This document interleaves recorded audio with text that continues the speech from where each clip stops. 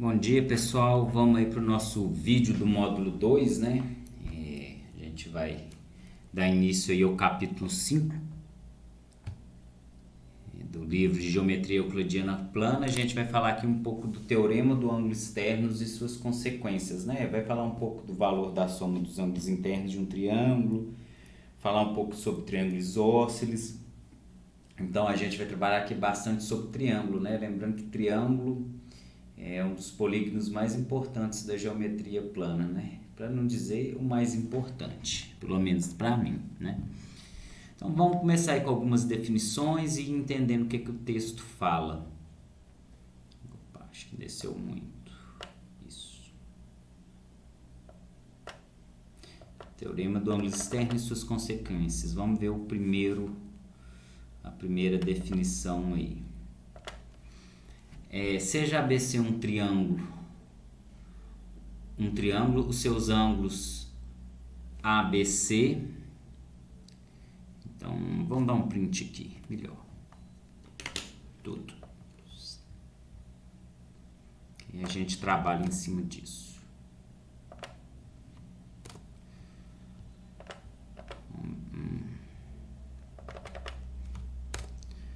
Aumentar o máximo que der. Pronto, vamos lá. Então, aí a gente vai ter aqui ABC, BCA, então ângulo BCA, o ângulo BCA, vamos falar que é esse ângulo aqui, a média alfa, né? Ângulo é sempre letra grega, sempre letra do alfabeto grego, né? CAB, então ângulo CAB, esse ângulo aqui, ó, CAB, então ele vai estar aqui, aí vamos dizer que é um ângulo θ. São chamados de ângulos internos ou simplesmente ângulos do triângulo, né? Então, BCA e CAB, ângulos do triângulo. Os suplementos desse ângulo são chamados de ângulos externos, né? Suplemento é que a soma dos ângulos dá 180, né? Então, eu teria aqui que, por exemplo, vamos chamar esse ângulo externo aqui de beta. Então, beta mais θ dá 180. Ou do lado de cá eu poderia ter outro ângulo, que se eu somasse com alfa ia dar 180. Vamos continuar lendo a definição lá no livro, então. Na figura, acima o ângulo BAB é um ângulo externo do triângulo e ângulo externo do triângulo ABC adjacente ao ângulo interno CAB. Então, ele está falando do ângulo BAD, né? Ou seja, esse ângulo aqui é um ângulo externo, né? É um ângulo externo. Aí, o θ é um ângulo interno adjacente e vamos chamar aqui em cima, esse outro ângulo aqui em cima, de π. Pronto, π.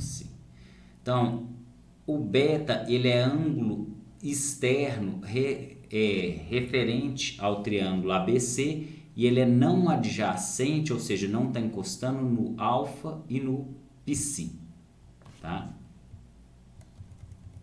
Teorema ângulo externo. Todo ângulo externo de um triângulo mede mais do que qualquer um dos seus ângulos internos não adjacentes a eles.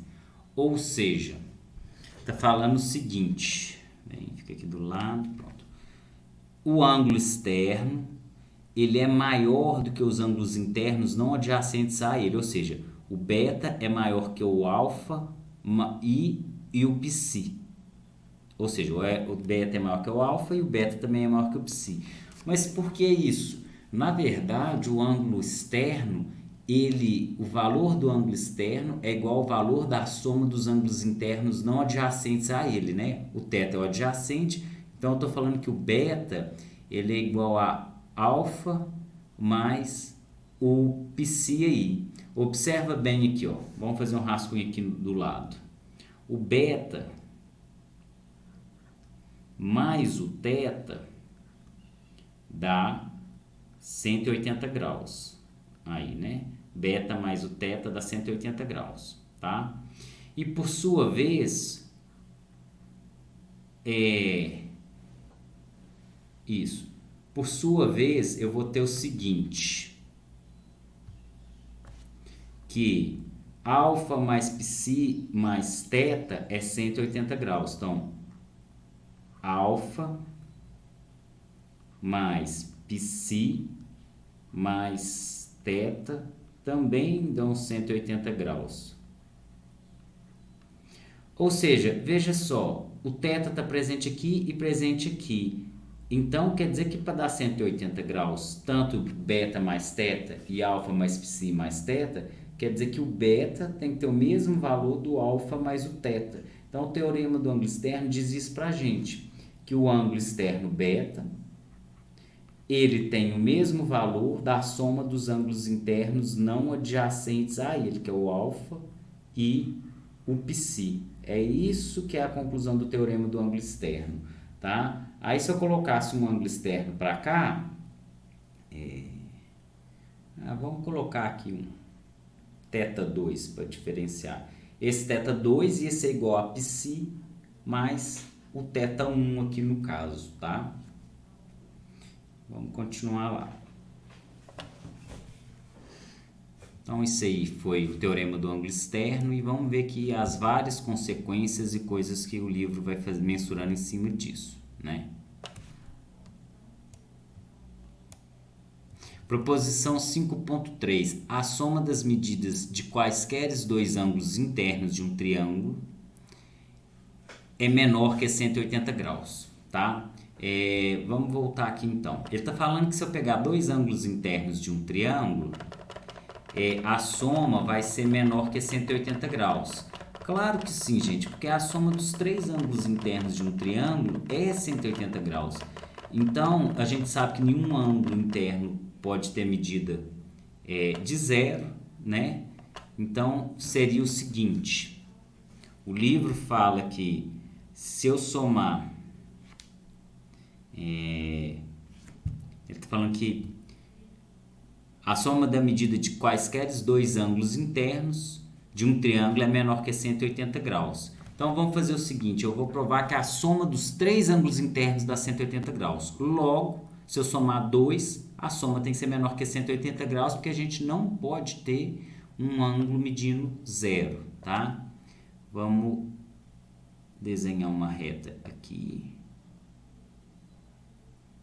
Será que dá para eu arrastar ela depois?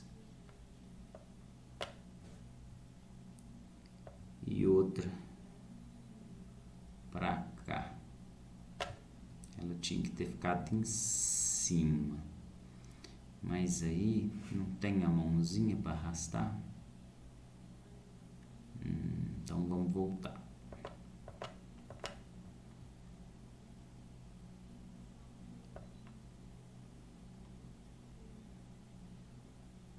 Essas finjam que tá reto, tá?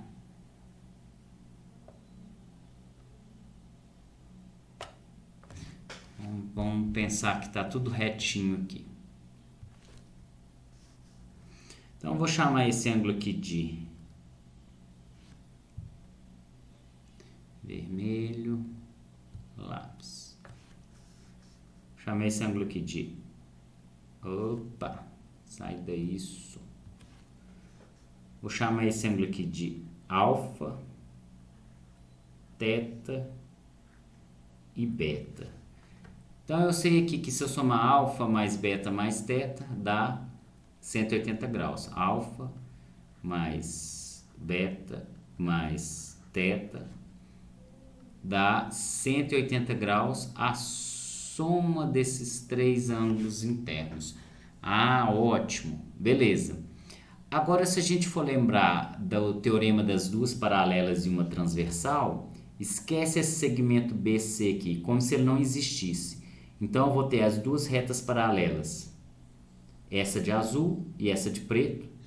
E pelo caso alternos internos, se aqui vale beta, aqui embaixo também vale beta. Então, esse ângulo interno aqui vale beta. Agora a gente vai esquecer vamos esquecer a reta BC. Então, eu vou ter duas paralelas, essa reta de azul e essa preta, e a outra reta que passa por B e A. Então, de novo, pelo teorema das duas paralelas e uma transversal, e o caso alternos internos, se aqui é θ, aqui dentro também vale θ. Ou seja, os ângulos internos vão ser alfa, beta e θ. Mas a soma de alfa, beta e θ não é 180 graus? O que a gente conclui? Que a soma dos ângulos internos de um triângulo é 180 graus. Como não pode ter nenhum ângulo valendo zero, né? Porque senão um lado ia cair em cima do outro, então a gente conclui que a soma de quaisquer dois ângulos é menor que 180 graus, porque a soma dos três tem que dar 180 e nenhum ângulo pode medir zero. Vamos continuar aí pelo livro, né? Proposição 5.3, a gente deu uma provada nela. E agora a gente vai para 5.4. Todo triângulo possui pelo menos dois ângulos internos agudos. Claro que sim, né? Vamos lá. A soma dos ângulos é 180. Se eu tiver dois ângulos internos obtusos, dois maiores que 90, e somar vai dar mais que 180. E o valor da soma tem que dar 180. Se eu tiver um reto e um obtuso, vai dar 90 com um ângulo maior que 90, então vai dar mais que 180. Ou seja, eu vou ter que ter dois ângulos menores que 90 e um outro podendo ser 90 ou maior que 90. Que a gente verifica essa proposição 5.4. Corolário 5.5. Se duas retas distintas, tá aqui, ó, M e N, são perpendiculares a uma terceira reta, vamos chamar essa terceira reta aqui de S, então M e N não se interceptam, né? Se elas são perpendiculares, significa que elas vão ser paralelas às retas M e N, né? M é perpendicular a S e N é perpendicular a S, ou seja, elas são paralelas entre si, tá? E aí a gente diz que duas retas são paralelas quando elas não têm nenhum ponto em comum, tá? E vão estar uma distância fixa uma da outra. Definição. Aí vê o seguinte, definição, proposição, corolário, alguns têm que provar, outros não. Duas retas que não se interceptam são ditas paralelas, né? Então está definido, toda vez que tiver duas retas que não tem nenhum ponto em comum, a gente vai chamar elas de paralelas. A distância entre essas retas é sempre fixa e elas não têm um ponto em comum, tá? Agora, se as retas forem, a distância entre elas forem zero, aí elas vão ser coincidentes. 5.7. Por um ponto fora de uma reta passa somente uma perpendicular à reta dada. Então está falando o seguinte, se eu tiver um ponto fora de uma reta, eu só consigo passar uma reta que pega esse ponto e a reta dada e é perpendicular à reta dada. Eu não vou ter mais de uma, é só uma. Vamos fazer aqui. Novo. Essa é legalzinha. Não, cancela, é para descartar. Vou pegar aqui.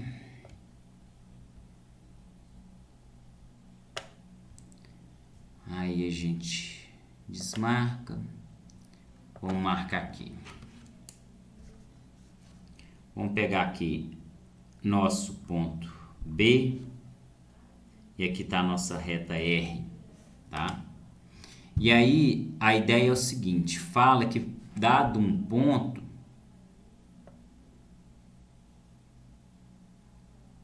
a gente só passa uma reta que vai passar por esse ponto e é perpendicular à reta dada. Essa é a ideia, tá? Aí eu vou mostrar por quê. Então, vamos chamar essa reta aqui de S. E aí vamos pegar uma outra aqui, azul.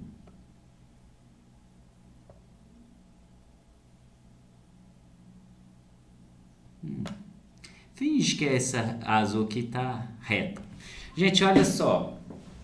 Se eu tiver um ponto e passar duas retas, uma S, a vermelha, e uma T, a azul, a gente vai formar um triângulo aqui, ó.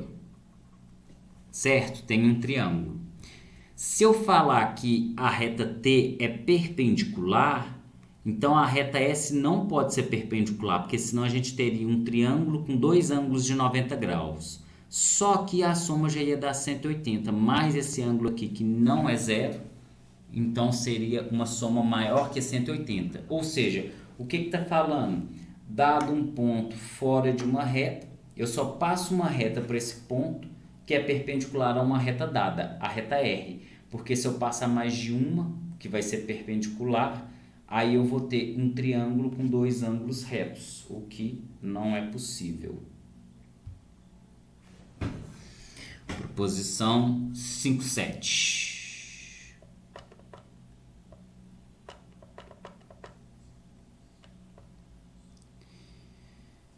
O livro vai fazer uma demonstração mais formal, tá? Vocês têm que acompanhar o passo a passo aí, porque senão eu ia ficar uma meia hora, 40 minutos só na demonstração formal. Vocês têm que tentar ler e entender, tá? Olha o tamanho dessa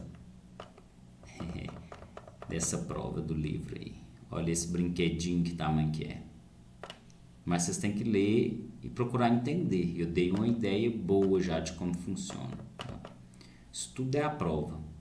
Que passa só um, que existe, que passa só uma. Vamos para a próxima preposição aí, né? Ó, tá no 5.7 até agora. 5.8. Se dois lados de um triângulo não são congruentes, então seus ângulos opostos não são iguais. E ao maior ângulo se opõe o maior lado, tá? Então ele está falando o seguinte.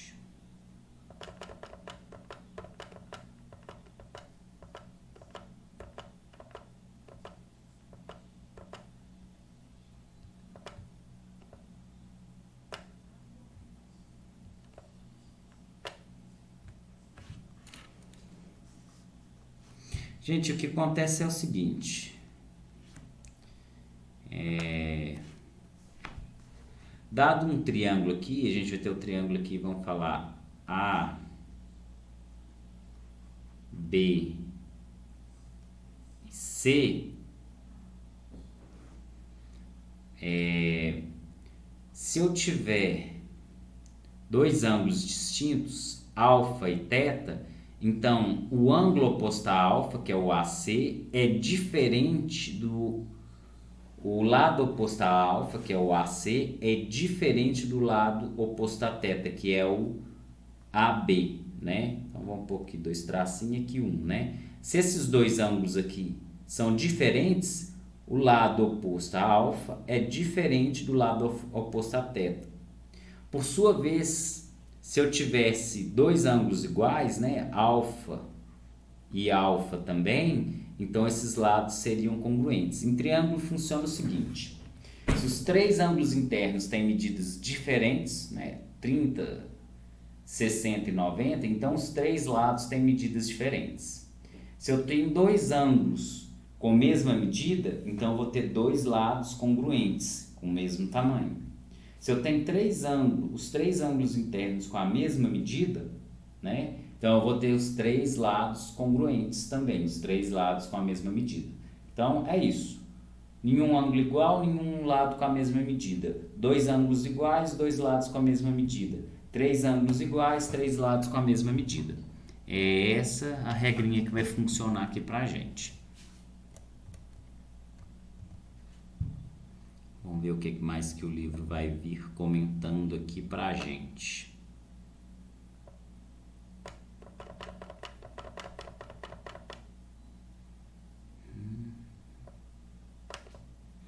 Preposição 5.9. Se dois ângulos de um triângulo não são congruentes, então os lados que se opõem a estes têm medidas distintas. E o maior lado sempre se opõe em maior ângulo. Tá, isso é uma coisa muito importante. Vamos pegar aqui e voltar um pouquinho.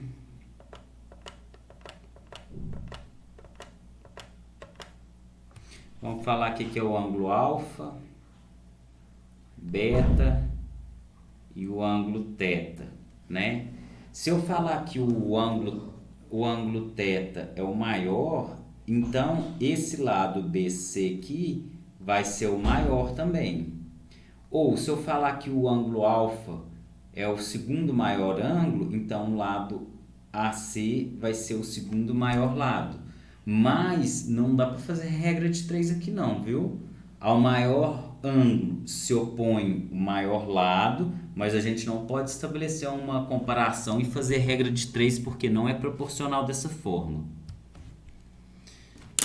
Isso aí é a proposição 5.9. Teorema 5.10. Em todo triângulo, a soma dos comprimentos de dois lados é maior que o comprimento do terceiro lado. Isso aqui é uma regra de existência do triângulo, tá?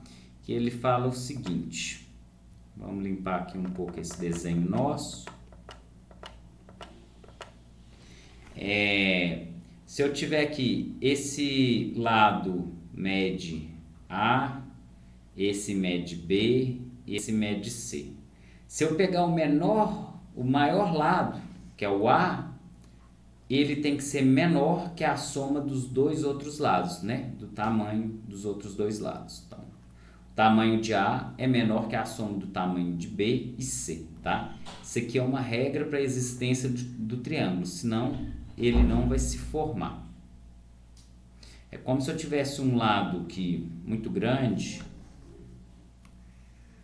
e tivesse outros dois aqui pequenos. Eles nem iam se encontrar, tá? Ia faltar uma parte para eles poderem se encontrar. Então, a soma dos dois lados menores tem que ser maior que a soma do lado maior, que é o maior lado, né? Teorema 5.10. O capítulo tem bastante teorema, né, gente?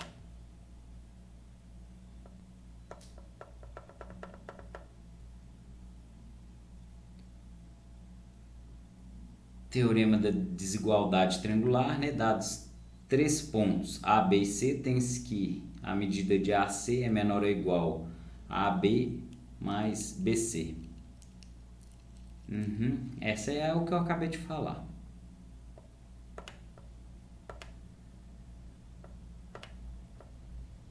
Vamos ver o que mais tem. Ele é um capítulo 5 é um capítulo bem conceitual e a gente tem que prestar bastante atenção nos conceitos, né? 5.12. Sejam A, B e C 3 números positivos com B menor ou igual a C. Se C, então, o B é menor ou igual ao C.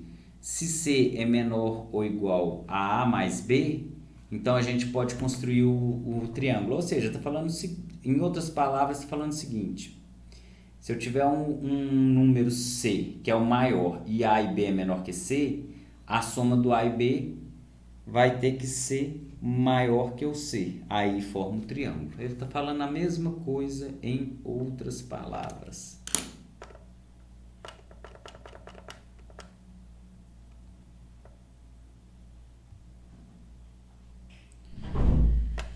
Vai vir a prova, né? Que a gente já fez.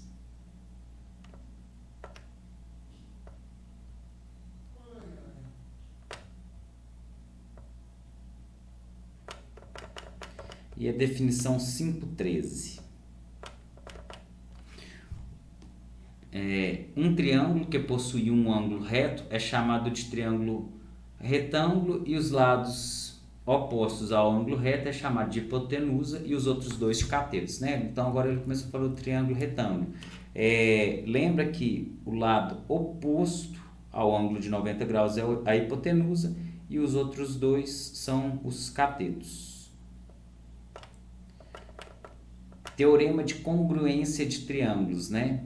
A gente diz congruentes para substituir a palavra igualdade. Dois triângulos vão ser congruentes quando eles tiverem os ângulos correspondentes congruentes, ou seja, iguais, e os lados correspondentes iguais. É como se eu pudesse sobrepor os triângulos. Um vai cobrir o outro perfeitamente, né? Essa é a ideia de congruência. Alguns exercícios de geometria a gente tem que girar o triângulo de alguma maneira para fazer a correspondência, tá?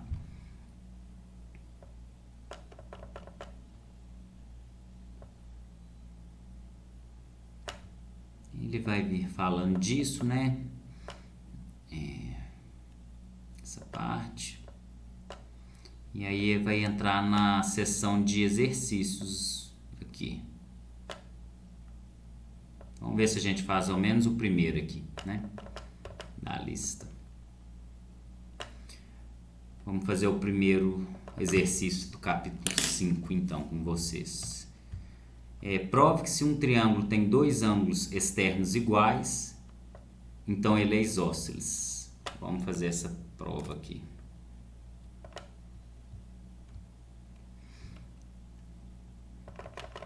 Vamos limpar. Então aí, a gente vai fazer essa prova. Vamos montar nosso triângulo aqui.